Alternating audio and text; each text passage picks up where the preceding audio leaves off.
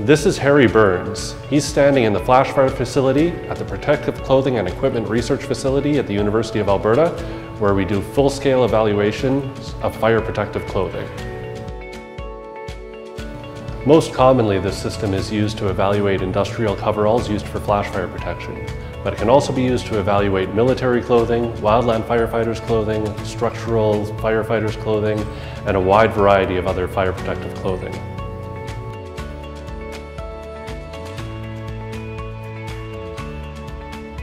There are only a handful of facilities in North America that are equipped to run full-scale fire tests on protective garments in this way. Full-scale tests allow us to evaluate garments in their entirety, to evaluate interactions between the different parts of the garments, to evaluate features that are difficult to evaluate in smaller scale. Over the surface of the mannequin, there are 110 sensors.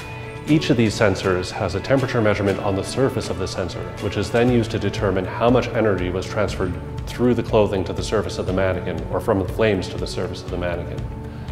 Once we know how much energy was transferred to the surface of the mannequin, that is put into a computer model of human skin, and that is used to evaluate how much burn injury might have occurred in that exposure.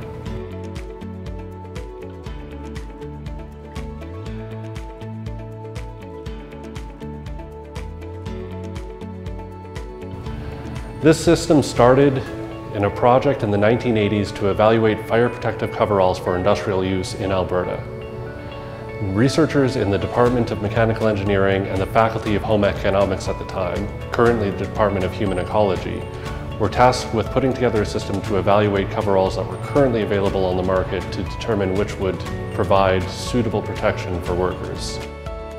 The precursor to the industrial flash fire tests performed in this room were a series of children's sleepwear tests that were performed on a child-sized mannequin. The child-sized mannequin was later retrofitted to more closely match this system and was joined by a female mannequin to further assess garment design and garment fit factors in full-scale tests.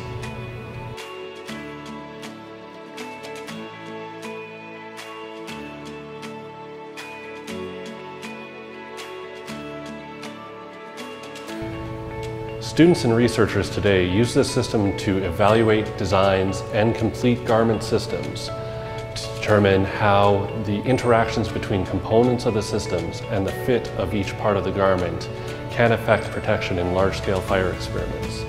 This system is also integral in development of temperature and energy sensing techniques and instrumentation for other tests that we perform, as well as for development of international standards for performance of fire protective clothing.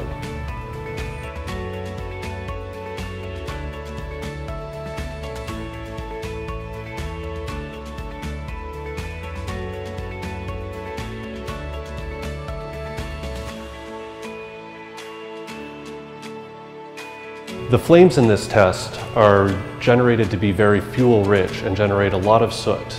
This keeps the flame temperature down to nominally about 1,000 degrees Celsius and causes a lot of radiant heat transfer to the surface of the mannequin or to the clothing the mannequin is wearing.